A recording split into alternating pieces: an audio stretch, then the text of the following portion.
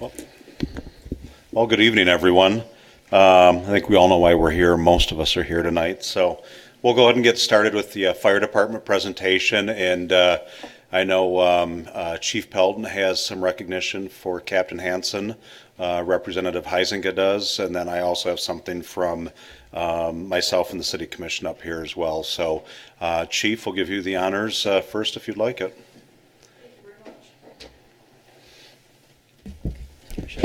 Going. Distinguished Mayor, Commission, it's an honor to come up here today to honor Greg Hansen for 42 years of service to our community. Now, 42 years is a long time.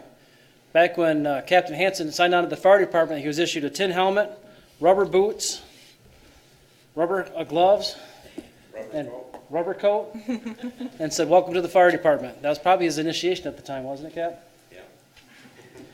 Some thrilling times riding tailboard back then.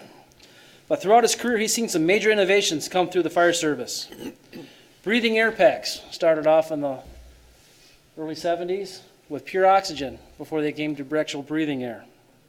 He got to experience an enclosed cab for the first time while working for the city of Walker with seatbelts to keep himself safe.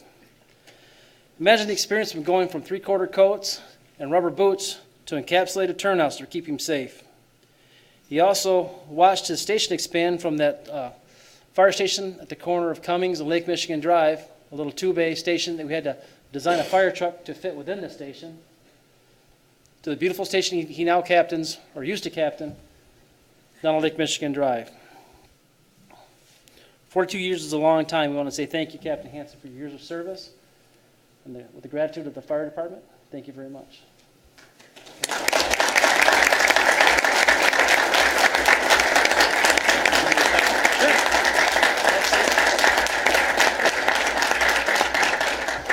I don't know if you let me say something, but never at a loss for words usually. So, no, it's been a real blessing and an honor to serve this community for this many years. And thinking back to last week when I was done on Friday, the transition's been a little difficult so far. You don't just stop wearing a pager and stop running the fires after doing that, wearing that pager for 7x24, 365 for 42 years. It's really difficult. The good news, even though I'm done with this, the best profession in the world, even though I'm done with my job, I'll always be part of this wonderful fire department.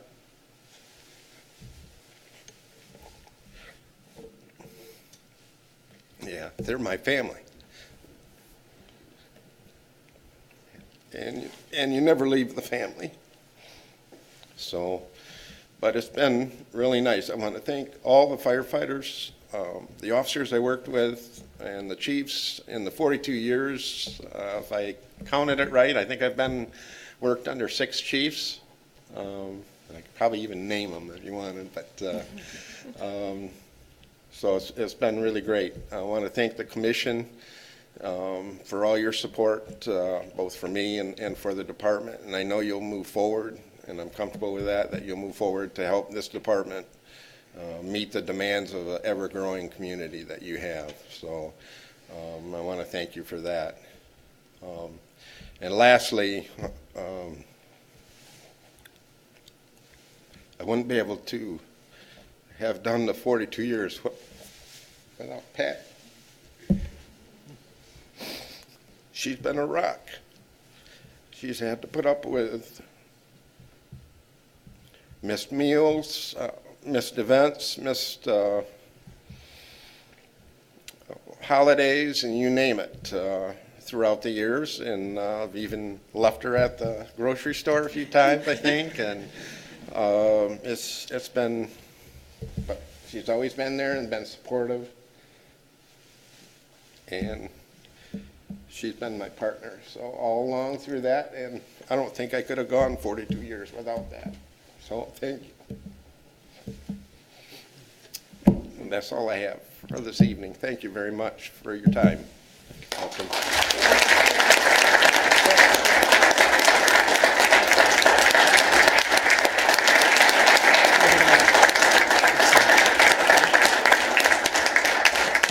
Like the captain says, we're only as great as those that support us.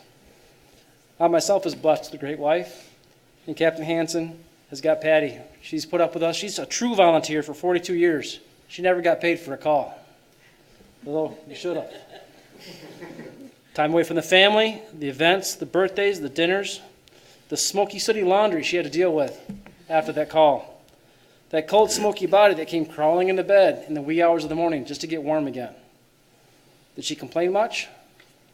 A little bit. Especially getting woken up in the middle of the night. So Patty, tonight we're also honoring you for your 42 years of service to our city. We have you something.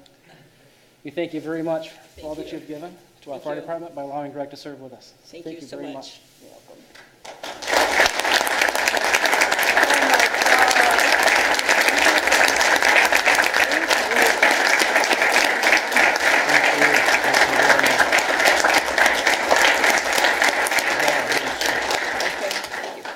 Get a picture of you guys together. Done?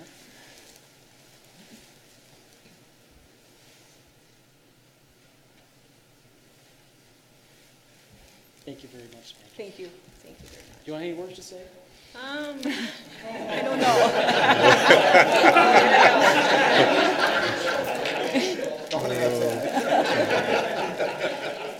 There have been times that it's been really hard having him away, especially at holidays or missing the boys' baseball games or whatever. But I also want to say thank you to our son, Michael. Where's he at? There he is. Who is also on the Walker Fire Department, and he's following his dad's footsteps. So whether he can make it 42 years or not is only his guess or anybody else's, but we're really proud of him as well, and for going through everything that he has gone through too with his family and still being loyal to the department. But it's been a challenge at times. When Greg was first on the department, we had one car. So I was in Tupperware and I'd go to a meeting and a fire call would come, so I'd zoom back home and he'd take off or go at the grocery store, leave groceries and come back home. But eventually we got 2 cars and it made it a little bit easier. But thank you to the city and thank you to the fire department for all of these guys. This is a family to us as well. And like Greg said, they will always be our family, and I thank you for that. Thank you.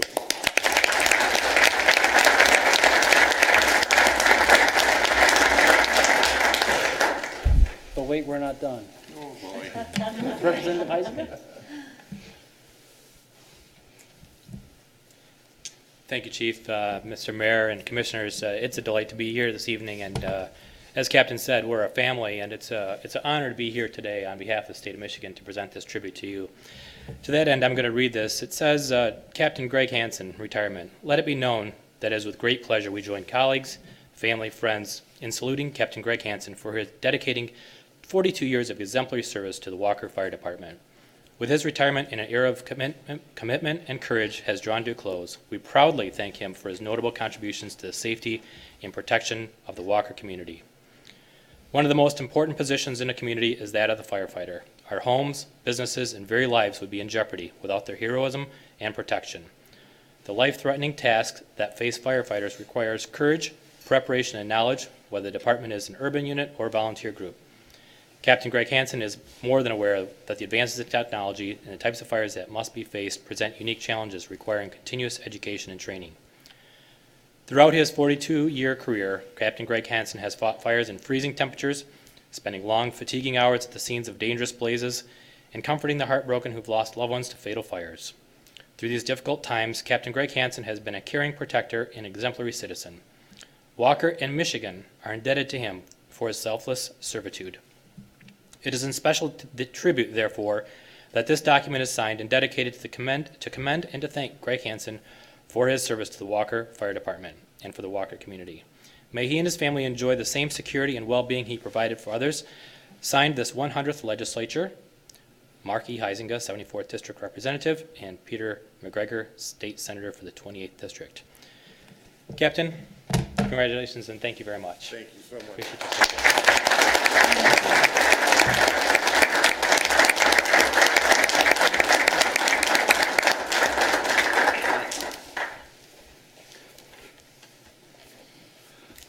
And I think if the commission indulges me, I'm actually going to come down there and read it if it's all right.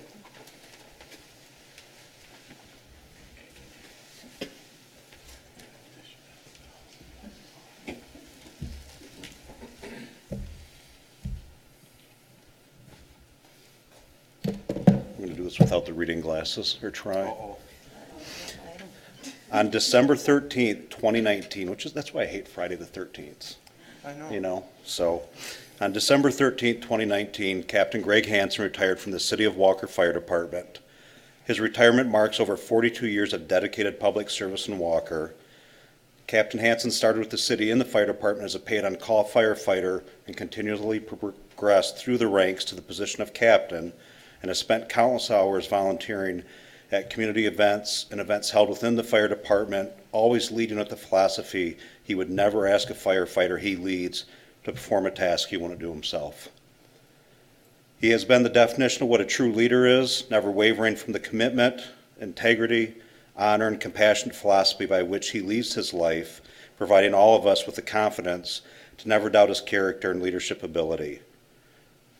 Now, therefore, be it resolved that the Walker City Commission hereby recognizes Captain Greg Hansen for his 42 years of dedicated service, wishes him and his wife Patty the very best in the next chapter of their lives. Signed this in the city of Walker, this 16th day of December 2019. And the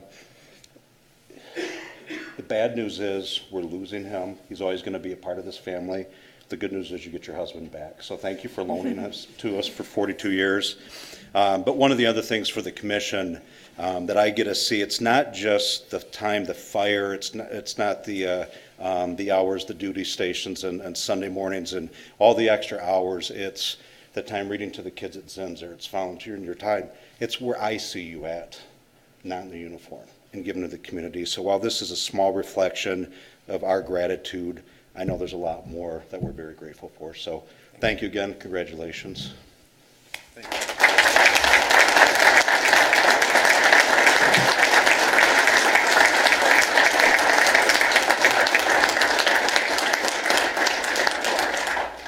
Thank you so much. Now you get closing words here. Closing words. Oh, boy. That'd be real short, Chief. Got an hour? No, I just thank you again so much for this recognition. That was overwhelming to this evening. And again, I've been honored to serve this community for that long. And I just again want to thank you guys. You guys are awesome. Thank you. Thank you. Thank you, Captain.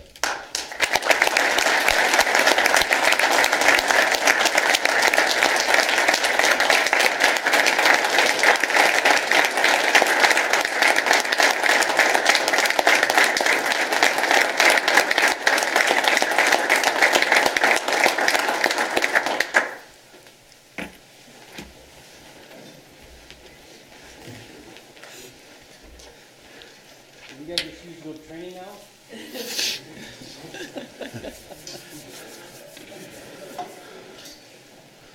Like the captain said, the firefighter's job is never done. Our staff is now leaving for training. Awesome. Thank you, Patty.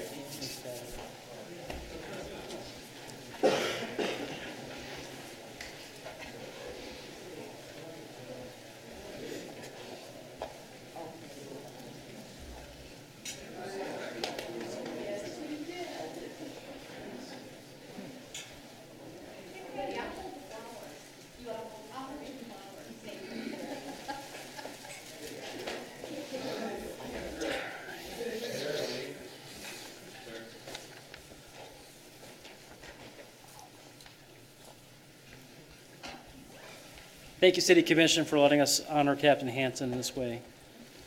You know, reflecting on the why for our fire department, it's really a collection of unique individuals who rally together for a single cause. Just like tonight, we rallied together to support Captain Hansen. Our cause is typically to respond to the alarm and to fix a problem. This happened back in the 1940s and 50s, up to the 60s, where we had a fire department to handle basically one problem. A fire problem. If there's a fire in our community, we responded, we put it out. In the 1970s, we evolved into emergency medical care. Came from the coast, added to our list of duties. Yes, we have police as our first responders.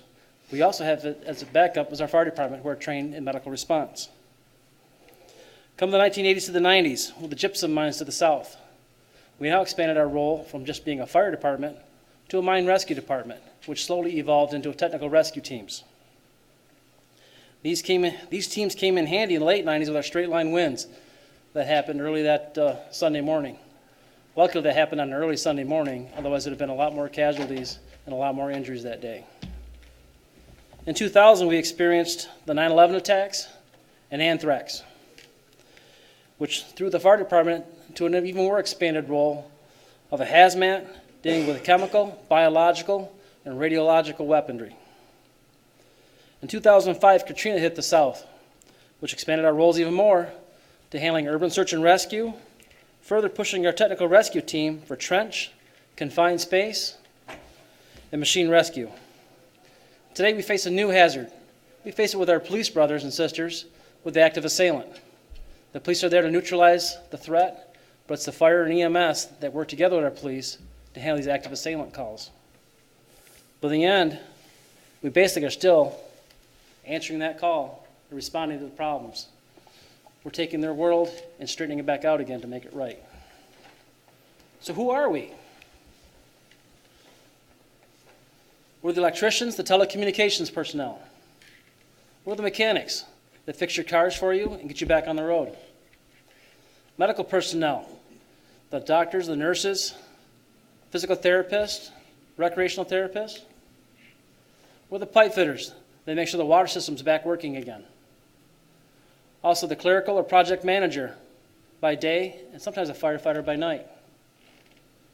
We also have a lawyer on staff that wants to expand their realm of helping people by becoming a firefighter. All of us answer the call. Whether your world is turned upside down, we're there to pull you out of that wreckage and get you back to being right again. Or in the early morning hours, your house is filling with smoke, we come through and pull you out and get you to safety and save your possessions. Whether for information security, we also are a firefighter. Airfield maintenance, we're also serving as a firefighter. Sales associates, museum curators, or corporate safety managers. We all wear different hats by day. We come together for the one cause of answering the call. So our department operates out of 3 stations. We have covered the 27 square miles of the city of Walker. We have roughly 43 paid on call with 8 full-time suppression staff, actually full-time staff, but 3 of those are designated to ride the engine for early response suppression crew. We have a first response engine at every station with a 100-foot platform at Station 3 to cover the north industrial districts and a 75-foot quint in the south to protect the residential down there. Our target hazards, residential, the multifamily complexes, the commercial and the industrial. That's our backbone of our city that keeps us operating. In 2019, we have 3 major capital improvements we were able to get. The updated air packs. This replaced our 15-year-old air packs with the state-of-the-art SCBA that provide a thermal imaging camera for our firefighters if they get lost from their team, can find their way back and get their way out, as well as searching for victims. This is a major upgrade with a 15-year warranty to protect our firefighters. We also updated our data management software. This helps us track our performance. How are we doing on calls, our responses, and it gives us that valuable data to move forward on evaluating our department performance. We also replaced old Engine 4, a 32-liter machine. We received it mid-July, put it in service in August. So this gives us all 3 stations to have a similar pumper apparatus to build redundancy. So if you're looking in the cabinet for a widget, you know it's in the same cabinet from Station 2 on Engine 4 as it is on Engine 1. So what are we pulling from our data? We're finding that 53% of our calls happen between the hours of 7 a.m. and 6 p.m.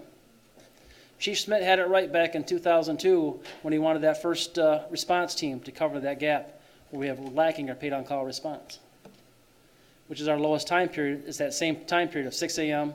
to 5 p.m. Our response times we're finding for the full-time suppression staff a 7-minute average response. Now, if they're within district of the alarm, they can make it less than 4 minutes. That's a significant time savings for them being in the city. Our 4 to 6 part-time staffing averages about 8 minutes. We're finally looking at the statistics that because from 4 to 6, they're usually responding from Station 1 to the Alpine Avenue corridor. That's an 8-minute drive just to get over there. Our paid-on-call nights and weekends average a 12-minute response. They respond with the sound of the pager to get to the station, get dressed, and go to the call. We're finding on the major calls, the big traffic accidents and the possible structure fires we respond to, it's taken us 20 minutes to get at least 10 people on scene. It's responding from their homes and getting out to that scene. It's a significant time gap. Look at our current trends of our population. We've been slowly growing as a city. We can see it by leaps and bounds in our industrial districts, but our population is slowly starting to creep. Look at the development up on the north of 3 Mile. We've grown significantly even from 2015. Of the Stanley Business District, the North Wilson Avenue, North Ridge to Fruit Ridge, and now we're looking at connecting between Fruit Ridge and Walker Avenue, that North Ridge Industrial District. The Spring Hill industrial areas, Waldorf, Alpine Avenue has grown, and Turner. Growth and survivability. From our economic downturn in 2008, we've rebounded significantly. It's good to see our city robust and growing. Through the development of our Northridge and Standale business districts, we're also seeing a residential housing growth in the multifamily housing in Standale, Winchester Woods, and Lewis Farms, and as well as Meadow Springs. Now looking at our community, the mayor in the springtime talked about our susceptibility to hardships. We're an income-based revenue system. 60% of our revenue, I believe, comes from the income tax. We took a significant dip in 2013 when Plazan laid off a whole division and Meyer Corporate took out their IT department. In the springtime, we had 941 registered businesses, and talking to Sarah today, we're up over 1,000 registered businesses in the city of Walker. But back in the springtime, out of those 941, 56 of them had employees of 100 or more, of paid employees. This is why we employ the community risk reduction measures that uses planning and engineering in the front end to make sure we have safe buildings, we have access. But it's our fire inspections that make sure these buildings operate safely and keep them fire safe. That's why field inspections are important to be proactive in our community.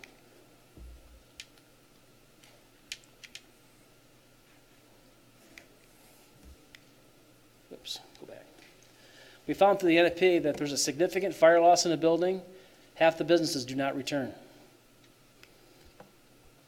Looking at our trends for paid on call. Since 1985, the volunteerism in the United States has declined as paid on call firefighters. We didn't start really experiencing that until 2015. We're seeing a sharp decline. Even today, we're looking at losing another couple of firefighters in the next couple of years due to their age and longevity with the department. We're not replacing them as fast as we used to. We used to put out a call and would have 15 candidates apply. Now we put out a call, we may get 15 candidates that apply, then they find out the requirements, and it's down to 2 or 3 that actually sign up for the department. As of October, we were down 30% from our paid on call from the optimum level of having 20 at each station. With 20 at each station, that gives us at least 4 firefighters for that initial response out of each station. Now up at Station 3, we're actually down to 2 firefighters on a duty week. And the captain's actually calling out to the other paid on call to come in and supplement that response by pulling an extra duty week. So as you can tell, our number one concern, recruitment and retention. We need you. We have a challenge to getting volunteers. We're working with our communications, Kendra Belt, to push out our social media ad campaign. You saw the pictures of our firefighters earlier. We're pushing out a Be Extraordinary by hitting the WIFC and getting people who go to fitness centers to actually look at being a volunteer firefighter for us. Our other challenge is the physical requirements. We have a basic agility test you have to perform. We're finding that our 20 to 30-year-olds cannot pass our basic physical agility test. It's kind of the state of where we're at in America today. This is one of our challenges. Other challenges, the commitments to meet the time for the duty, the training, and response to calls. It may be only 8 hours of training a month with 4 hours of station duty and 1 week a month. But if you throw in the extra duties, the response to calls at the odd hours of the night, it starts wearing on our paid on-call firefighters. And then typically after 3 years, that's kind of the tipping point of where they say, thanks, but it's too much of a commitment for me. I've got to resign. Our statistics throughout the year, since we're basically a fire call and our EMS is handled by police, we've only roughly seen about a 17% increase throughout the years. But in 2019, we're seeing a significant increase. As of right now, talking to Chief Munn, we've reached 778 calls of service for the year. It's our highest ever. We actually imagine we're going to hit over 800 calls for our department, which is an all-time high. Looking at our availability of our paid-on-call firefighters, you can see with the blue lines, that's our paid-on-call staffing. Typically get 41 members of paid-on-call staffing. It starts to decrease as we get closer to the 5 a.m. mark. That's people getting ready for work. When calls came in at 4 o'clock, you never know who you're going to get to come in and respond to those alarms. Then they start coming back at 5 p.m. The red lines are calls for services. They occur throughout the day. As you see, between the hours of 1 p.m. and 4 p.m., that's kind of our peak time during the daytime. We have this availability gap. We're basically relying on our 3 members of the suppression staff and our inspectors to get to that call, as well as admin staff. That's our gap that we're fighting with throughout the whole city. So our challenge is we're going to look at the comparison between 2003 and 2019 and how much we've grown in our industrial districts. What I want you to keep thinking of, during this time, we've utilized the same staffing model since 2003. 3 suppression staff, Monday through Friday, 7 a.m. to 6 p.m., supplemented by paid-on-call staffing. But except now, we're 30% less paid-on-call staff. We face an increased hazard with modern building construction and stored commodities. The buildings are fire safe. It's the people that go inside that render it not so much fire safe anymore. And our pace of development is stretching our available resources. I'm going to have Inspector Phil McCormick talk about our growth.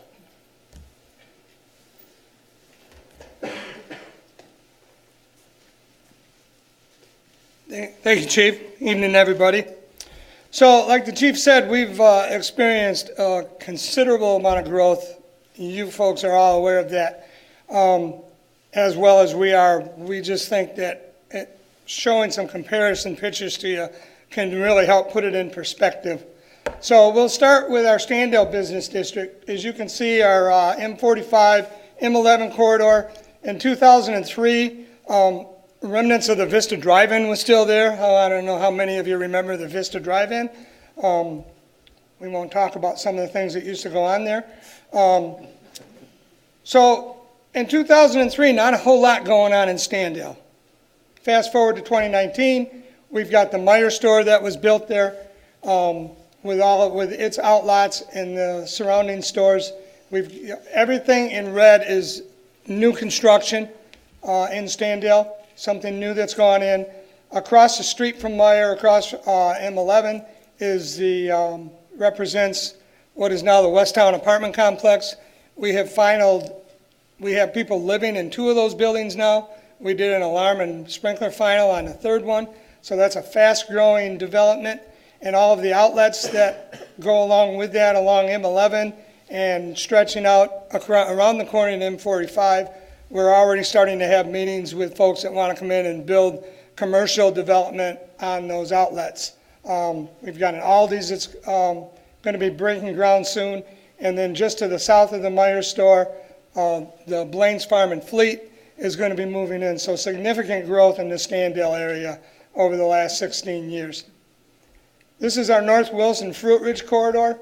You can see the North Wilson that goes up north of 3 Mile. What is now Plazan Carbon Composites, what was built after 2003 is McGraw Hills. School of Supplies wasn't even built yet. So we fast forward this area to 2019. You see a lot of red going on there. Plazan Carbon Composites. Everything in red from the buildings that were there in 2003 indicates some kind of an addition that those folks put on their building. To the right, get my bearings here, Fruit Ridge, we've got the, what was before, I'm pointing, I don't know if this pointer works right, and I can't make this work.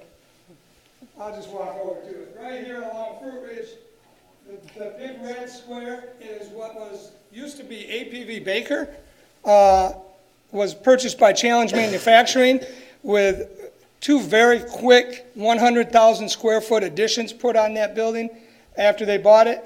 And then just north of that is the Northridge corridor that goes off of Fruit Ridge that the Visser brothers developed.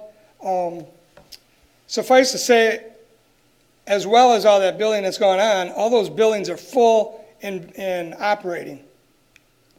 So now we can move over to Northridge and Walker. Northridge extended off of Walker to the west with the Gruters development. You can see where, a little bit on your pictures there in front of you, where Northridge was starting to extend a little bit to the west. That was what we referred to as the Blanche Plat. In 2003, that was just the road that was being built after the approvals. And we fast forward to 2019, and now we've got the Blanche Plat is just about complete with the exception of a couple of lots. Another large Gruters building that went down to the south of that, along with the Grand Rapids Press. And that building just to the north of the Grand Rapids Press started out as their auto repair shop for their delivery trucks, and has transitioned over the years to the MLive office building. So we've gone to a maintenance building that employed probably 6 or 7 mechanics and a couple of supervisors, to a full-blown office building that probably has over 50 to 60 people in it on a daily basis. So a lot of significant growth. We see the Ridgeview Industries building up there to the, just to the north, at the end of Northridge where the cul-de-sac is, and that's where Northridge will be extending out to the west to eventually connect sometime later this year with the Northridge that comes off of Fruit Ridge, and very significant development going on there. I think we figured well over 1 million square feet of building will be going into that development when it gets all done. To the east of that, a little bit off of Walker, we're seeing the Northridge development. We see the FedEx building. We see what represents the in-process construction of the Michigan State Police Post, and then 3 completed buildings at the end of Northridge where it meets Bristol, which represents a couple of small manufacturing companies, and then the Falk company, and then next to them, which isn't represented on this map, but a very significant construction going on with the Flexco company. The neat thing about all this is all of these expansions and construction that's going on are by all companies that are sustainable. We're talking companies that have been in business for, in like the case of Flexco, over 100 years. So these aren't people that are making rash decisions and coming and building here because there's empty space. They're making solid decisions, and they're taking advantage of the ability to be able to develop here in Walker. This is the Waldorf-Walker area. You can see the Meyer complex there to the on the west side of Walker. A lot of changes as we move to 2019. The red square up there to the north of the large Walker distribution center was their North Distribution Center. In 2003, that building was basically housing all of the store fixtures that Meyer was taking out of their stores as they were making improvements in their stores, with literally nobody working in that building. 2 or 3 people, maybe if they had to go in and store some stuff or they had to get some stuff out of it. Now that building's been changed over to a full-blown office with up to 1,500 people in it on a daily basis. Bissell shows a significant addition into their building, along with several $1 million expansion in their office, which obviously has increased their employee numbers. To the west of Walker, We see the Spring Hill development that went on there with a couple of multi-tenant buildings. That large building there just off of 3 Mile is Quality Edge. They manufacture soffits, gutters, vinyl siding for the construction industry. They've had some significant growth as well. So you can see there's a lot of red marks even along Waldorf and Walker area, which shows either new buildings or additions on buildings. Another significant one I would say is on Waldorf, which used to be Kent Records, even former before that. I don't know how many of you remember Michigan Bulb. Kent Records took that building over. They're a very large record storage facility. They've put on 2 significant additions since 2003 to handle all the record storage they do for a variety of business. Probably Spectrum Health is probably their biggest customer. This is the Alpine Corridor. When I talk to people out there in the community and talk about Alpine being in Walker, and I have to remind them, we really only have about a mile of Alpine. But there's been a lot of stuff that's gone on. You can see in 2003, the part of the old Greenridge Golf Course is still there. The malls were actually put in. Not a lot going on with the golf course yet. Kmart was still over there on the west side of Alpine with the Clerk restaurant still out there in front of their, and then that changed to the Alpine Summit, which added a couple of additions onto either side of the Kmart building with 2 significant restaurants out in front with Logan's and TGI Fridays. And then, of course, across the street, we had the Greenridge Apartments, took over the golf course, and a significant development there. Now we have, we've had BioLife take over the old Cracker Barrel restaurant down there in the, at the end of the parking lot behind where the Star Theater is. We've got another hotel going up. We've had a couple of different hotels built back there since 2003, along with what used to be University of Phoenix, is now that office building has been taken over by Mercy Health. So another building that went vacant for a few years during our downturn is now completely full again, and the entire building is being used. Turner Avenue, you can see the old Stadium Arena. This in 2003, Turner still continued through that property and ended up at Hillside. Looks like not a lot going on there in 2003, a little bit benign. Quite a lot of changes. The Deltaplex was finished. They abandoned that section of Turner to make that all one property, which made it a lot safer for their patrons. You can figure the Deltaplex probably entertains several 100,000 people throughout the course of the year with all the variety of different events they've got going on there. We've got a minor league basketball team playing there on a regular basis now. Our Concert Blues series in the parking lot on the east side of the building, which has been hugely successful over the last several years. So that we're confident that's going to continue going on. We've got the 3 major Visser buildings that went in there on Turner Street, along with another one that is just across the street from the Deltaplex. And then probably the most major significant development in this corridor is the Avistar Park development of the old GM building. I can tell you from experience or from a little perspective, when that was first being developed, the former chief and I were a little nervous that we were going to have this great big huge several 100,000 square foot building, and we had no idea how many tenants we were going to have in there. Sometimes those can create nightmares. We were thinking, my gosh, we're going to end up with 15, 20, 25 different tenants in there. Fortunately for us, we've got 4 major tenants in that building, all very significant companies that took advantage of being able to develop here in Walker and establish, and they're actually all completely full and operating. So that's been a significant development for us. One other development that is in this corridor is Fiend Zylstra moving into the old Fairview Grade School. which was a very significant development for that corridor as well. And that's it from at least an overhead picture of what's going on in the city from a development perspective commercially.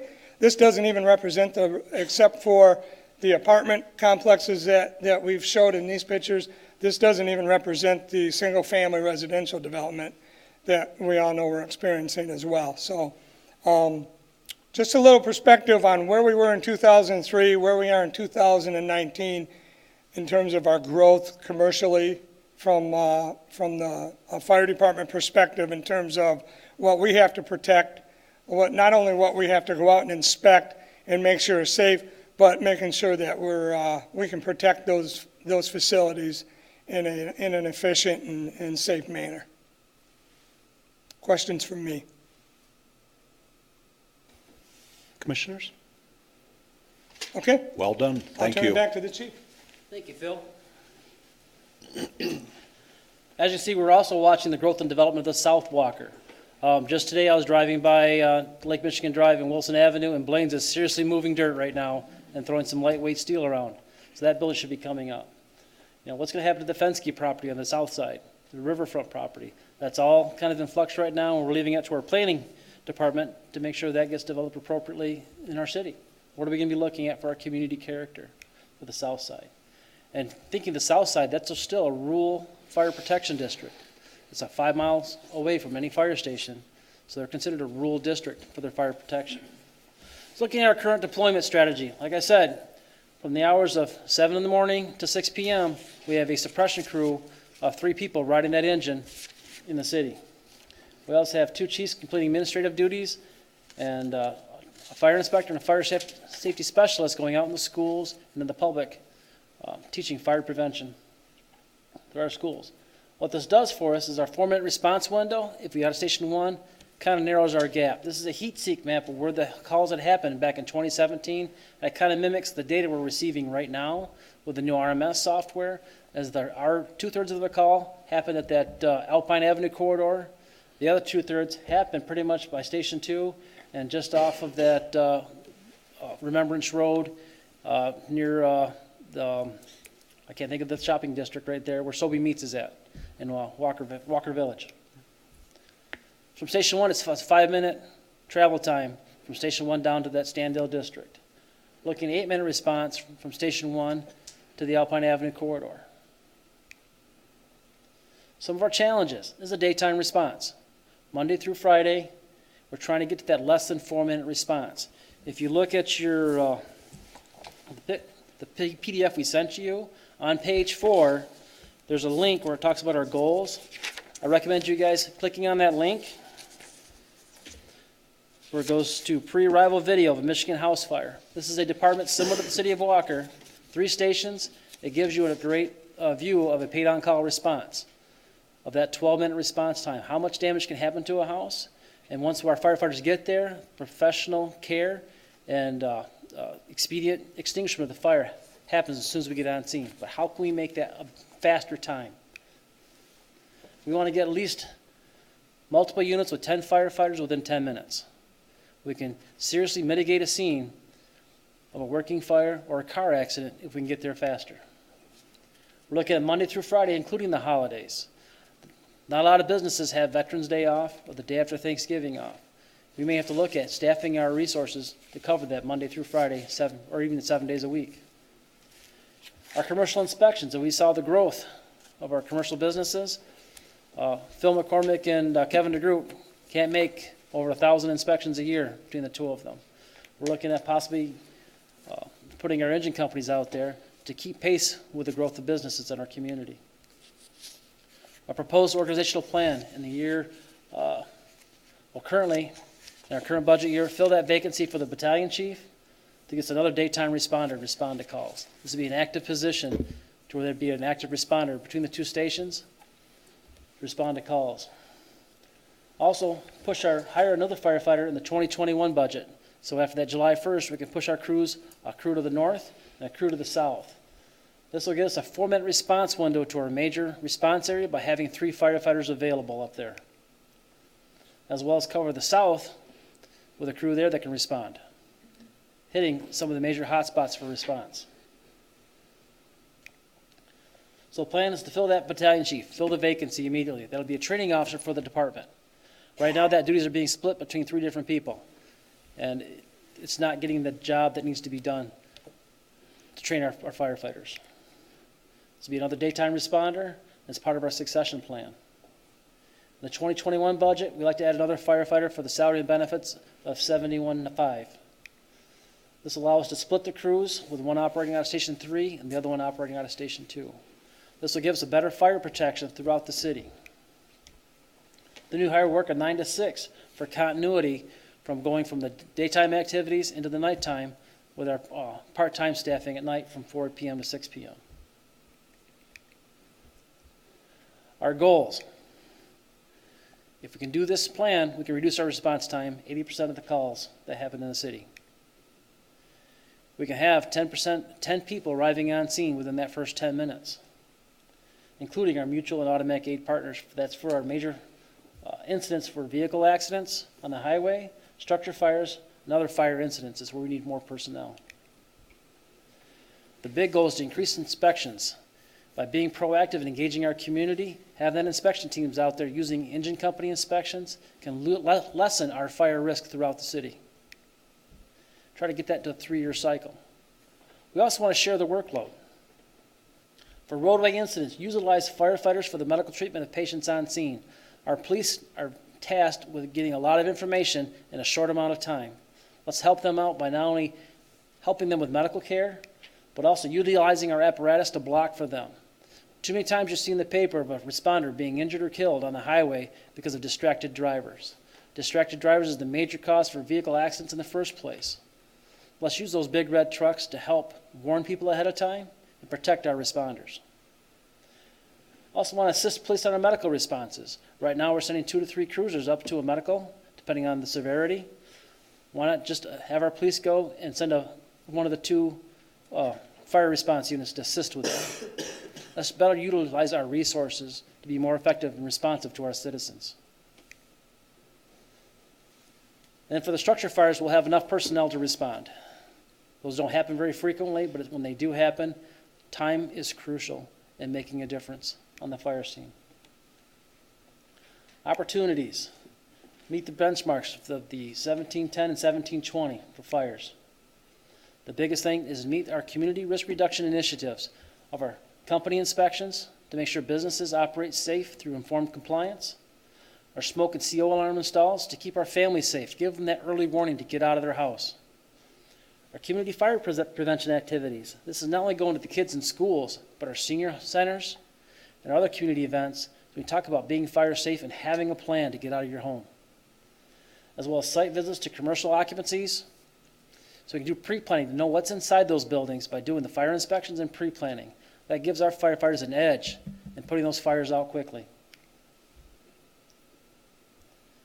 For future capital improvements for 2021, we need to start the process.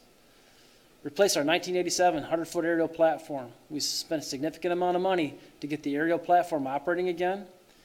Even though it's operating, has passed certification testing, it's still not operating the way it should.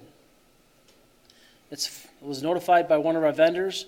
No matter who we go with, it's going to be 465 days if you ordered it today to get it on scene. We need to start that process. Get a committee started to see what needs the city has. Do we need to go with a top mount or a mid mount? What do we need as a city, not only today, but 20 years from now, when this apparatus is still going to be in service? Replace the Crown Victoria. This is an older vehicle, and the motor pool says it's ready to go. We're going to replace this with a 1-ton pickup marked with lights and sirens for our fire inspector. Currently, the fire inspector does not have any lights or sirens, and it takes him forever to respond to a call because he has to not only obey the traffic laws, but he also has to go with the flow of traffic to get to the scene. With a marked pickup, as you see in the picture here, you have the chevrons in the back. They're also utilized for traffic incidences where we can put them upstream to warn people early of what's going on the highways, especially this time of year with slippery road conditions. Having those vehicles in early warning make a significant difference in saving lives. This also pulls the extinguisher training trailer.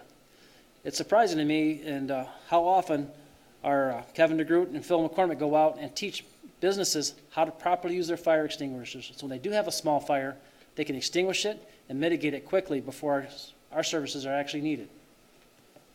This is a crucial community thing we do, and we want to keep doing it. So we need another vehicle. And talking to motor pool as well, Alex states that we should go with a 1-ton pickup and actually put plow hookups on it. So when we do get that cyclone bomb or the next couple polar vortexes that come through, it gives us an extra plow vehicle to get those stations cleared off for our community. I want to return the Ford Focus to motor pool. This is an unmarked car with no lights or sirens. Like I said, they're stuck in traffic if they need to go anywhere fast. Replace it with a Tahoe or similar vehicle for the battalion chief position. We need a training facility. Firefighting is a full contact sport. And when we train, sometimes we break things. And we need to be due stewards of our community, of not damaging the buildings that we have. I'm talking live fire hose exercises, effective laddering and saw work. With our current facilities, we're limited. It's like going through a football practice with just a helmet and t-shirt. You don't get that full contact experience. You don't give them that real life-saving skills that they need to perform on the job when the time happens. These are firefighter skills. The mayor and Commissioner Heisinger got to go out and do some live fire training. I'm not advocating a live fire training building, but just a training building where we can do our firefighter skills. We can smoke it up with theatrical smoke. We can move walls around for search patterns, laddering. We're also looking at aerial apparatus training. We have no way to train for aerial apparatus, for spotting, to get those window picks and rescue people. Our apartments have grown in our city, not so much in the Greenridge apartment area, but look at Westtown on the south side. If they're trapped in those buildings, it's our aerial apparatus that's going to get them out. I also want to share a facility with police. Talk about life safety skills and training, breaches, room clearing skills are stuff that our police brothers and sisters need to do as well. This would be a great shared facility between police and fire as a working training building where we don't have to worry about if we scuff the carpet or get something wet or bang into a prop or mar up the walls with our gloves. It's kind of a 5 to 10 year plan of looking for a training site and get a training building together. I should say in the previous pictures, the one on the bottom from Saugatuck, they paid almost $160,000 to have that on site, paying a fabricator to build that building. The Allendale building's in the gray. We built that building for $80,000 using firefighters to build the building. We contracted with an engineer to get the plans and put that building together. So it's actually affordable and economical to put up a building. We have highly skilled people in our departments between police and fire. We can make that happen. Other capital improvements. We need to update our facilities. Station 1, as you see in the pictures, workspace is at a premium. I believe in 2004, Chief Smith had plans for a bay expansion with future offices and a training room. Currently, we train in the South District. Right now, they're in the training room at Station 2, which puts them way on the south end, which is almost 20 minutes if there's a call on the north side. At least somewhere in the center of the complex, here at our city center, they can at least make it an 8-minute response time to get up there. I also want to do an exhaust system update. That's an older exhaust-o-matic that can't compete or is not really compatible with getting the exhaust fumes out of our newer engines that come online. Station 2 is our newest facility. We're working with IT right now to get some computers put in place and upgrading the system there. Station 3 is our oldest building. It's a 1978 building that needs some upgrading. We're working right now with DPW between Julie Zalewski and Gary and getting some ideas of what we can do to update that workspace, adding a kitchenette, and updating the exhaust system, as well as their front office for the officers to get their work done. We need to create a space to attract the volunteer. What brings them to us? Why do they want to stay? Why would you want to spend your time up here on us, with working with our responders? We need to meet the responder, their psychological needs, their feeling of belongingness, relationships, and friendships. Build up their esteem to want to belong to something greater than themselves. See the picture, this is from Gettysburg Fire Department. It's a combination department where their full-time staff is basically their EMS responders running an ambulance service. Their duty personnel respond with their families, and they'll have dinners, birthday parties, doing their duty time at the station. That's free full-time firefighters by having them spend their time at the station. That's what we want to attract. That's what we like to have, that environment of those volunteers to come and spend their time with us. Create an environment. Make it a meeting place and a place for family. Make them want to hang out at the fire station, so it's the cool place to go to. You can bring your kids, they can look at the trucks, and make that part of our family environment that Captain Hansen talked about. What do we look for the future? If I had a crystal ball, only time could tell what happens in the future. That's why we're using the data to collect with the new RMS system. Volunteerism is at a decline. We don't know what the future holds with the volunteerism. Do we need another 9/11 event to spark the general citizen to want to serve the public? I hope not. I hope maybe our cultures change the next couple generations. Availability of firefighters. We're finding time and time again, family commitments are outweighing the need to serve the community. Firefighters are turning their pagers off because they need to go to the football game or the soccer game to be with family. Community development. How are we going to develop as our community the next 10 to 20 years? Are we going to be able to meet those needs? Currently, I believe apartments are going to be the way of the future for our Gen X, or not Gen X, Gen Ys and Gen Zs, because they want to be that transit, that being mobile is more important than owning a house. How are our responses going to be in the next 5 to 10 years? State training requirements are only increasing every year. If I took my firefighter 1 and 2 some time ago, it was 204 hours of training. Now we're up to 246 hours of just basic firefighter 1 and 2 training, on top of our proficiencies we do on the fire ground. Now the state's asking us to have CEUs. Once these new rules are passed later this year, we'll have to account for the training that they do and make sure they check the boxes that they receive the appropriate training for our firefighters and our fire officers, as well as the fire inspectors and fire investigators. Apparatus longevity. We experienced with Engine 3, we had to get frame rails replaced due to the de-icing measures utilized on the highways. Is this something we have to watch out for? Talking to Spartan Motors, this is an industry-wide problem, what's going on right now. Luckily, we do have a great department with the DPW garage. We're monitoring this and trying to stay on top of it. We had a frame crack in ladder 1 that actually had to have a fix. So having that life expectancy of a 30-year apparatus, maybe we should be looking at the 20 to 25-year turnaround. Only time will tell. But it's something we can watch with our partnerships with the DPW garage and the firefighters. Our buildings and upgrades. Right now, we're paying down on our debt, and that's physically responsible for our city. I can recognize that. But in the future, every department's experiencing growing pains, and we're experiencing the same pains in the fire department. Future staffing changes. This is going to have to be data-driven. I can say, yep, tomorrow I need 5 more firefighters. We're going to put them to work and get them to serve the community. But how do we prove that with the data? I can see the next step being a 12-hour rotating schedule of 5 days a week, from 6A to 6P, with another 2 additional firefighters just to make this happen. But again, it's got to be data-driven. I'm not just going to come to you and say, hey, I need 2 more firefighters. Well, why do you need it? Well, here's the data that proves where we're going with this. That's just to supplement the daytime response. Our next phase will probably have to go 7 days a week to supplement our daytime response. That's still the 12-hour, 6 to 6. Maybe the nighttime we can supplement that response with paid on premise. Again, we have to look at the data. The final step is going to have to be the 24/7 coverage. Now, this is going to be significant investment in personnel and resources as well as facilities to have that 24/7 capabilities. The use of paid on premise is probably the first step to go with 24/7. But again, this is the future, and only the future tells how our city grows, how we develop, and what does the data prove of what we need going forward. With that information, we want to form a committee, get a strategic planning for the fire department, get those internal and external stakeholders, get us together so we can form a transparent plan moving forward.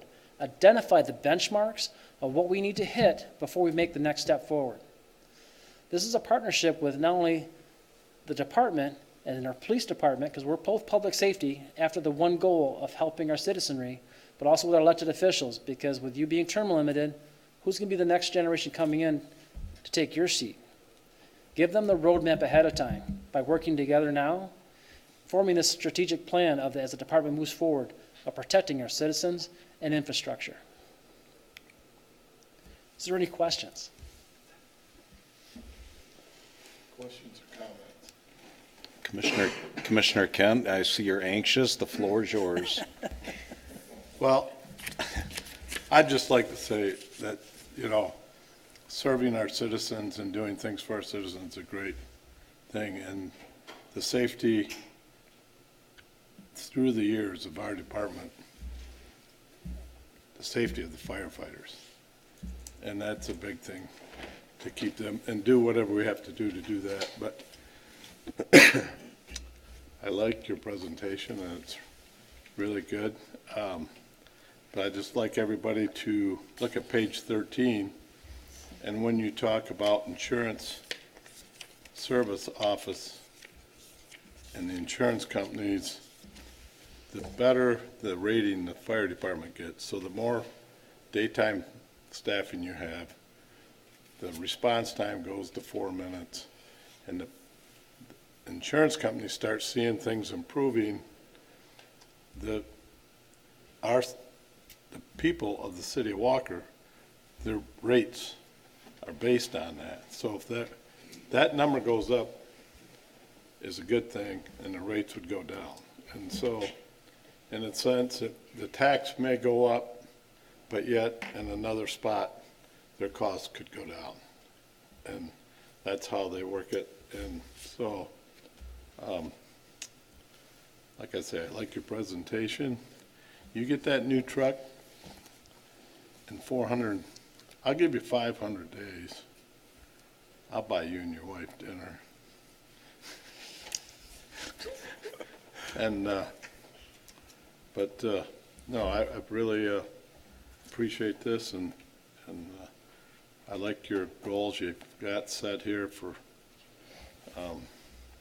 and at the rate the city's growing, hopefully those dates at the top will be drawn in to 2023, and it'd be a 3-year window instead of 5, but I really appreciate everybody's work and on this presentation. It's really nice. And I think, for us, we can justify spending the money here because hopefully you're going to save it on your insurance. And that's a plus for us because we put more police officers on, your insurance rate doesn't go down, or DPW trucks or anything else. But I see a lot of good things here, and I hope it works well. Thank you. Thank you. I just want to say that I really appreciate the presentation that you put together because you did speak with data, and I think in past years there wasn't enough data to support some of the forward thinking and the things that you might need. And I like the availability gap that you showed. I like the charts and the graphs that you had to kind of provide more data for the commission to make some sound judgments on.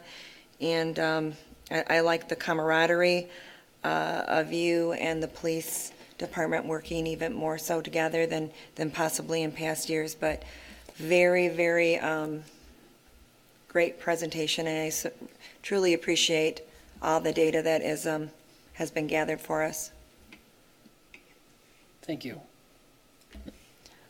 Great presentation, as Roxanne said. I also appreciated the data part of it. I think it's important that we start to look forward for that and that we see the trends where they're going to be going there so we can pre-plan for this in the future.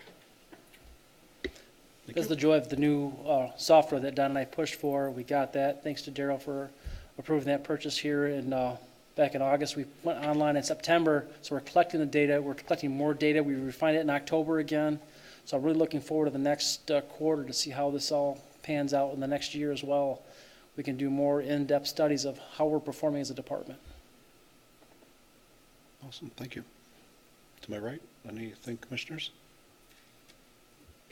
Yeah, again, just to echo, very comprehensive and excellent data points to give us, I think there's some stuff we can do in here we can work with maybe even immediately without maybe making some financial decisions. I was just really interested to see the heat map and how we're currently covering the city. So yeah, I said, I think there's a lot that we can act on here, and I, like I said, echo that. I really appreciate the data points because I think that tells a fantastic story. So thank you for the work on that. Thank you. Yeah. No, like everyone said, this was a great presentation. I really appreciate the thoroughness, and I think these problems that we're seeing here are not isolated to us. I have the good fortune to work at the state level, and I talk with a lot of fire chiefs from around the state, and the issues with these paid on-call positions and the recruitment and retention of it all is a real challenge, and I think everyone right now is looking to find the way to manage that daytime staffing issue and how to wrap their hands around it, because it is a difficult conundrum of how to get people at the times where we need that response. So I appreciate you guys taking a serious look at how we can approach the problem, and look forward to continuing those discussions. Thank you. I don't think I can regurgitate all that's been said around the data. I mean, this is, for me, it's just kind of wow, this is the first time I can remember we actually have an evidence-based approach to be able to make decisions and formulate our strategy with. I love the collaborative approach. That software is paying huge dividends. But I think the one thing I will come back to is the really the state of the department, the recommendations you have, the strategy it's behind it. I see very, very little tactical, and where there's tactical, it's needed more than strategy is. But this is reflective of your leadership in one of the decisions when we made, put you into that chief role, that this is the commitments you made and you followed through with them. So I very appreciate your team helping deliver on that as well. My thought to the commission in looking at this, we have probably one immediate and one in the very near future decisions to make, and probably should give guidance, would be my recommendation tonight. One is the battalion chief. I don't think we sit on this really any further. We know we need to fill it. It is a needed position to take role off chief and deputy chief. So the recommendation I would have to the commission to give our city manager guidance to move forward on that, get that posted, and get that hired yesterday. And then I think the second thing we have to look at is the aerial. I'm not going to get to the ladder trucks, that's one other conversation, but when I look at the platform, we've kicked the can down the road as far as we can go at this point. So we know in the very near future we're going to need to replace that and order that 400 some days out. And I guess it's the appetite of the commission of how aggressive do we want to be on that timeline. Working within that budget, the city manager too. If we go more aggressive on it, we're going to have to reevaluate. Do we shift some things around on budget amendments, the mid-years that we have coming up? That could be a good thought to contemplate over the holidays. It's not anything I think we have that's pending that we have to make a decision the next week or two, but it's something we probably need to give some guidance how quick we're going to move with this. And I think that's only fair to the managers. If we're working within budget constraints, if we're going to be more aggressive on it, we need to evaluate how do we want to do this. But I think in the battalion chief piece, feedback from the commission discussion point, how quick do we move on this? Is it immediate? Does anybody see a need to wait on this any further? I pushed my button. Usually press mine, but that's all right. I see that battalion, you wanted it yesterday, and I'd like to see the platform the day before yesterday. Understood. But anyways, no, I'd like to see both of those items move to the top and start moving on that. And, Dave's only got 35 days to get it here in 465 days, and I got to buy. So, but anyways, no, I'd really like to see them both get started as soon as possible. And like you say, that battalion chief, that's if it was the police department, they've already got people before they retire. They got people filling those positions, and I think we're working towards that goal with the fire department. And in the meantime, when you don't have that person, it's really tough. It's a burden on everybody and the whole department. So, and the aerial goes down, we could be without it for, So I would like to see both of them done, but for sure the battalion chief.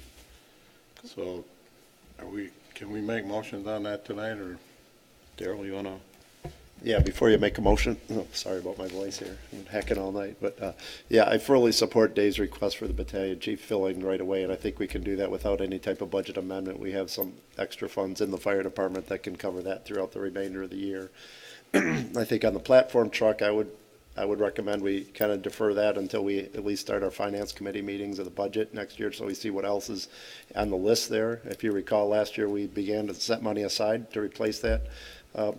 Platform, I think we set 300,000 or 400,000 aside with the anticipation of doing another $500,000 this year in this next budget and then $500,000 in the next budget. So I think that will still fall into place, but I think as we get into the budget process, we can refine that a little bit more and probably give Dave the go-ahead to at least get that ordered, knowing that we will have well over a year before we have to make that second payment. So I think that's feasible. That's kind of what Dave been working with us on in the long-range plan on that. And then I think through the budget process also, we can talk about the additional firefighter, as of July 1st, as Dave requested. So I compliment Dave and his staff on putting this plan and proposal together, and Frank for his help on helping Dave with the presentation and really pushing the data-driven concept. And I really think it has showed in his presentation and clearly the steps to be taken over the next 1 year, 2 year, 3 years, and 5 years. So well thought out battalion chief for sure. I'm 100% in favor of moving probably right after the first of the year of posting that, or if not before. It's kind of tough with the holidays right now. Okay.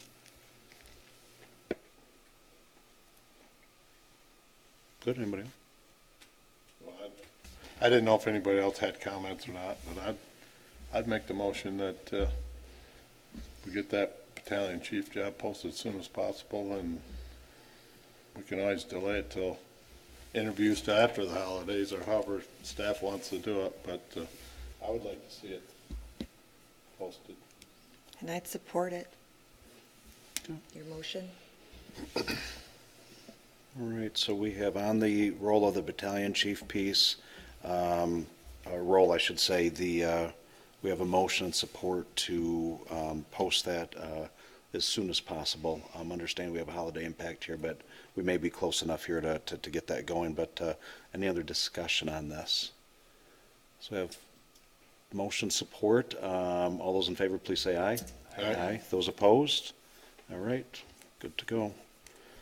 Thank you on that. And we do already have a position description and grade placements all set for that. So it's just a matter of getting with Shannon, getting the position posted. So we will get that up and going as soon as we can. And I think just on the clarity piece, I think, Darry, you had summed it up well. It's just the quick recap. We have finance committee meetings January, February, that roughly that time frame. Moving on that, there are some things that you have to start doing in the interim. I think we know we're getting to that point, so maybe starting if it's good up there. I think what I'm hearing is starting to get the house in order, getting the formulation of what that's going to look like. You, on one of those slides, had quite a bit of really insight that you were going to gain from some key stakeholders there to get that ordered. So maybe that can be something that can start to work in the background while we get to the first of the year, have our mid-year budget reviews and the capital improvement plans, which will be in February, and we'll take our steps from there. But I think that unless I'm seeing head nods go the wrong way, I think we're all realizing that we need to do something like now on that. So now will be in this fiscal year of making movements on it. So Commissioner Kent, good? I'm good. Okay. Thank you. All right. Well done. My other note before, and you're welcome to stay for the rest of the meeting, but I had the word wow written by the monthly staff reports as I was going through that. The ability for us to look at that and help as we're setting policies and implementing the strategies, you allow us to do our jobs a lot easier with that. So hats off. That's well done. And I know it's taken the staff as well, and I haven't seen it before. This is awesome. So. I do want to thank the staff, Chief Mine, Chief Officer McCormick, Superfluity, information, Frank will go through the program and see what we can do better, improve things on. Gerald will reviewing, see how things fit, and making it proactive on the presentation. So thank you very much for your time, especially our staff on the fire board. Great. We can't do this stuff without our staff. Yep. We have a great staff. Well done. Commissioners, we need chief for anything else? Welcome to go. Rose, you got to go home early for once, so. So, thank you all.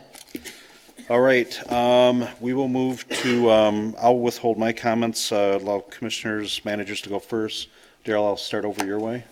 Sure. I just have a couple things. Again, thanks for those of you that attended the lunch on Thursday. It was much appreciated by the staff, and thanks for drawing the names, and thanks for the thoughtful donations to the staff. Much appreciated, and it's a great event as usual, I think. And just to let you know, we've got a couple sets of interview. Frank will probably hit on the planning director one, but we're also interviewing for some replacement PD position for Troy Meyer's retirement. So Thursday afternoon, we'll be, I think, interviewing, 5 or 6 potential candidates for that position, and looks like a pretty good group of individuals that we'll be talking to. So other than that, have a very Merry Christmas and Happy New Year. Thank you. Mr. Walsh? Good evening. Wednesday will be a big day for community development for the department. We'll be during the day. We'll interview 5 people for Dan's replacement. This will be a first cut interview with Shannon and myself, just to generally see, you see a 2-dimensional resume. Now let's get a 3-dimensional. But I think there are some very qualified people in the pool, which is good. So we'll keep you folks surprised, and then we'll do a second interview with the shortlist folks and expand the interview team. And then in the evening, I'll be going to Planning Commission for 7 o'clock for 2 reasons. Dan's last day is Friday, so I'm going to be filling in for him starting Monday. And there are 2 projects on the agenda. One should be fairly simple, which is the first development in the Visser Northridge project, which will be the first site west of Ridgeview Stamping, if you know where that's at. It's the current dead end of Northridge. So Steve's going to see me there. Not necessarily for that one. I think that's pretty cut and dried. Its big issue is going to be construction access. We'll get through that. Lewis Farms and Winchester Woods number 3, which is the northeast corner of Wilson and Leonard Street. That's a pretty important project for the city. Northeast. Yep. Big vacant property. It's been zoned for mixed use since before I started here. There is a subdivision phase 3 for Dave Visser, and then there is a preliminary site plan for Steve Visser, which is the remainder of the property. We had a quick meeting on that this morning, and Steve, you're going to hear probably a couple of concerns. One is drainage related, the way the drainage plan is in the north part of the plat.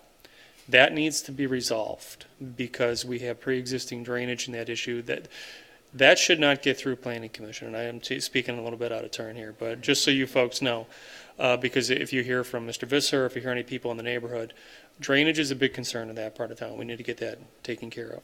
Every part of town, to be honest. And it has been for some time. This is not something new. It's nothing This new. is going back some If you years. go back 20 years, Shannon Street had drainage problems, and they were rectified by Every year. Plat 1 and 2. Every year we get complaints about drainage in that area, and every time people try to develop anywhere near the circumference of that area, we get complaints about the existing issues that they've got. Well, also the soils, we know that. Oh. Straight. Yeah. You got bad soils and you got bad drainage. So it's a detail that you'll probably hear me step in with Dan moving on, that we should really get this resolved before Planning Commission kicks it to City Commission. The other issue is traffic management. And several people in the neighborhood in the new plat have expressed some concerns. Where I think there's some validity in the comments is access to M11 and access to Leonard Street. And if you think of what we're doing around the Meyer and Standale, we're going in and retrofitting private roads with public streets. And there's a reason that we're doing that. And then you could have private streets and private drives coming off of a spine, kind of a main network of public streets. So what you're going to hear me say is we need to get a public street connection to Leonard Street. And I know Mr. Visser's not going to be happy with that. There's a way to design the street network, we just met this morning, with a public connection to Leonard Street. Otherwise, we're going to run into pushing traffic to Wilson where there's no traffic signal. So be prepared for that, Steve, and anybody else who attends. You'll probably hear me step up and put some of the black hat on for the night and say, I think we need to do a couple of things here before Planning Commission takes action. So, and yes. Well, MDOT would allow them access to your property somehow, some way, but to what point, or, you know, I guess, could MDOT force them to put a light? If they wanted to, couldn't they? Well, MDOT is, I'm confused a little bit with MDOT. I'll just say that. We don't know what they're gonna do, that's. Yeah, and I don't know, I'm not big on unsignalized driveways on Wilson. So I'm a little confused. But from a city standpoint, looking out for the city's best interests, we need to get people to Leonard Street on a public street. And if you allow a private street, then the condo association is going to say, well, I don't want public traffic coming through my private street. So in a nutshell, if you're interested, come on out Wednesday night. The first project will go quickly for Northridge. We'll work that out. But then I think we may need to talk through Lewis Farms and the Platte Phase 3, because it is a very important project that's going to set a street network in place for the next 100 years. And we should probably take that seriously and do the best we can, knowing that we also have to work with MDOT because they regulate M11. This seems to have all the makings of a 3.5-hour meeting. Well, you haven't experienced my planning style in 5 years, but if there's an issue, I like to raise the issue and say, here's the solution, you know, especially to help you guys out. I think there's a productivity diminishment after about 90 minutes of a meeting, especially at that time of night. So my thing is, let's listen to public. Let's see if there, you know, are these legitimate concerns? And in this case, I think they are. Then here's some recommendations from staff, and Dan has put together a couple of good graphics. The drainage thing is an engineering solution that can be done. From what I've heard, we haven't received the information. And then the road networking is going to be a little bit of a shift. I admit I got in too late on this one, but it's all vacant property and it's all a white sheet of paper.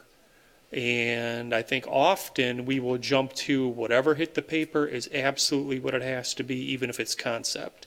And that's not good city planning. It's an iterative process. So you'll hear me say exactly these things on Wednesday night. I probably will have to fill in Dan's role for at least a month, maybe more, because even if we hire someone who's qualified, it's going to take them time to get up to speed. So we'll work through it. I took way too much time. I'm sorry. That's good. Thanks. Good stuff. Very good discussion. Mr. Kent? Well, I think I'm good, but if I come up with something, I'll let you know. Merry Christmas. Thank you. Mr. Shane? I like your tie, Dan. Very, very festive.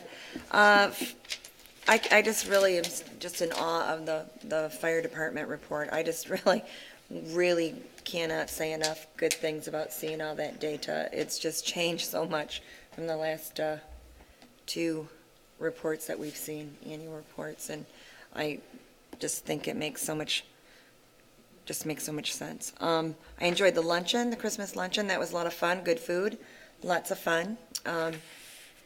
And I also thought that the evening library visioning meeting went very well. I mean, when I popped in, there was quite a bit of people there. I think the daytime was probably really loaded because there was a lot of green dots and brown dots all over, but really enjoyed seeing that there was a lot of public participating in that event. So that's it, and happy holidays, everybody. Just related to the library for, I guess, Roxanne and everybody, the online survey is out there and live up until January 3rd. So if there's, talk to anybody else and they still want to have input, they can do that up until January 3rd. So, yeah, the evening session was not quite as well attended, but it was spread out a little longer. But really good input, though. We had a lot of hockey people that showed up too. So Right. captured the user groups we were aiming for. Congratulations. Yes. Yes. Another one bites the dust. Did you just scowl at me? I think you did. All right. We'll go this way.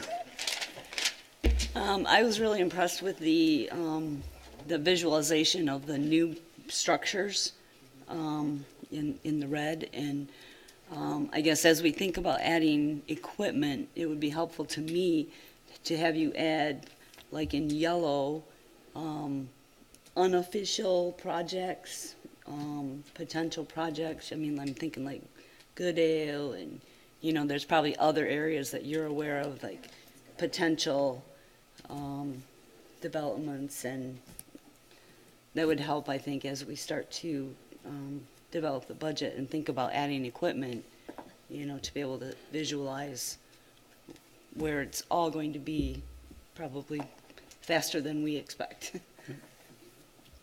Fair enough. Thank you. Yeah, I was at the library visioning session for a little bit in the morning. It was, pretty well attended. But one thing I'm curious about, or maybe just to throw this out there, if we could extend that date from January 3rd, because my thinking was, and I mentioned this to, I forget the gentleman's name now, the idea that if they could send out that link in the school newsletters, that might get to a lot of our families who would have that kind of input on the structure, who maybe weren't able to make the meeting just because, they have lots going on, especially this time of year with kids. But January 3rd, they won't be back yet from winter break, so. Yeah, I'm sure we could do another week or two. We just want to get the results so we can. Right. But that's a good point. Maybe if we went into the first week or two, once the kids are back into school. Yeah, it might give a chance to get some more people noticing that. So, and then this morning, I was at a fantastic event over at Irwin Seating with Feeding Walker Kids, where we packed about 1,600 meals as part of the push for their Christmas break meals, and WZZM TV 13 joined us, so you can look for us later tonight.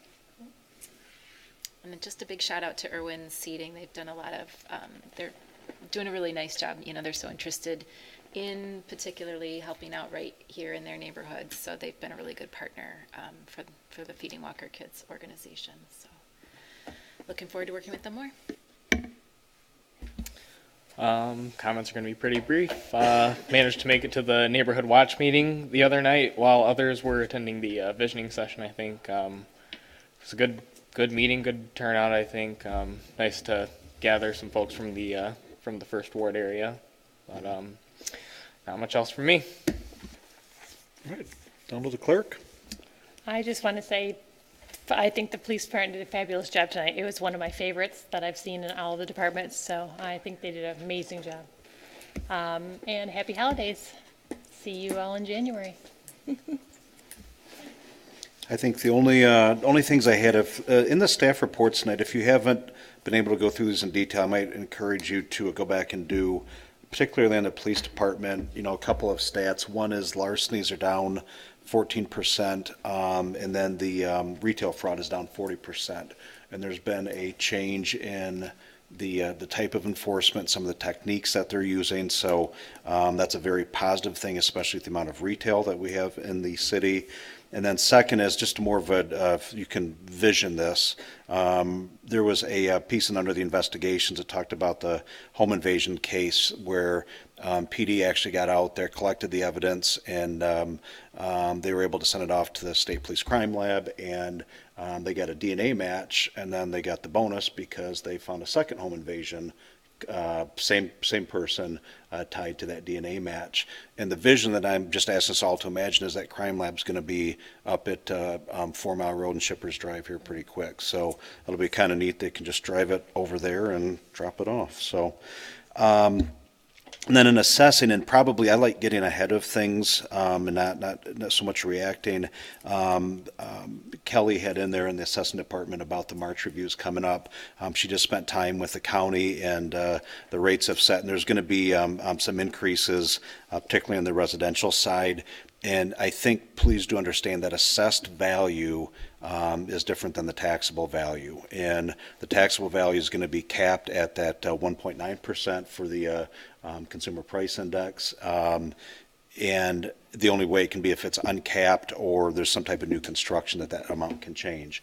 The assessed value, there's probably going to be March, as she had put in, there's going to be a busy month for them. So as residents, as these are going out, it's going to be, the March tribunal is going to be probably pretty full. And you're probably going to hear about something with the residents, but with all of the new development and the increase in home values going on, I'd like to think that's a good thing, but understand, again, if you haven't already, go back through those staff minutes and make sure you understand the details, and that's that. So outside of that, I'll adjourn us. Great job by the fire department tonight. Mr. Mayor, yes, sir. Can I leave us with one more bit Yes. of good news? I was just checking an email and I got a summary report on our construction project we had this year at 3 Mile and Walker, and came in $100,000 under budget, and mainly because we didn't use any contingencies. So It's awesome. kudos to Scott and Moore Bridging for keeping that project smooth. So Yep. yeah, 100,000 under is not too shabby. So Merry Christmas. Yep. And I'll wish everybody happy holidays. Before we go, Mr. DeYoung, you're sitting there so quiet, so patient. Anything, there's a public comment on the second to last thing. Yeah. Okay, if you have anything, go and share with us. Just don't sing Christmas songs, please. Okay. Yeah.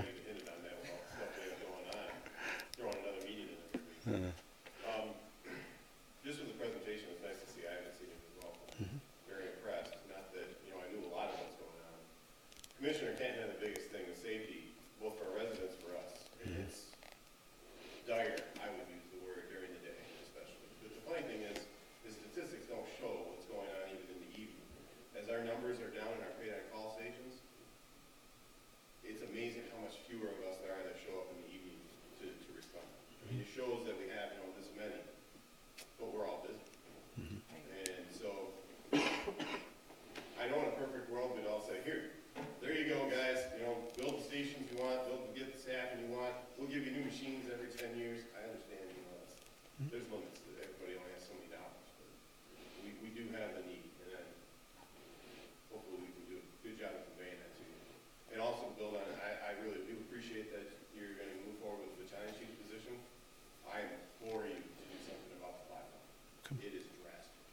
That machine, we have been so fortunate, we always comment that so far we don't have that high need for it, and we've been fortunate that when we needed it, it didn't break. With the cement plant is a perfect example of the next day when we went back to go and use it again, it broke on site. And we're waiting for that time when we go to try and use it, and something catastrophic happens, and the resident pays or one of us pays. And when you're talking about my potential safety, it's a big deal. A lot of people don't have jobs that something can go wrong and they die. We do. So I appreciate the opportunity to maybe lay that on with you guys, but thank you. You all have a Merry Christmas as well. Thank you for your time. Thank you, Jeff. Appreciate the candor and the insight there. Good stuff. We are adjourned. Have a good Christmas, everyone. Right.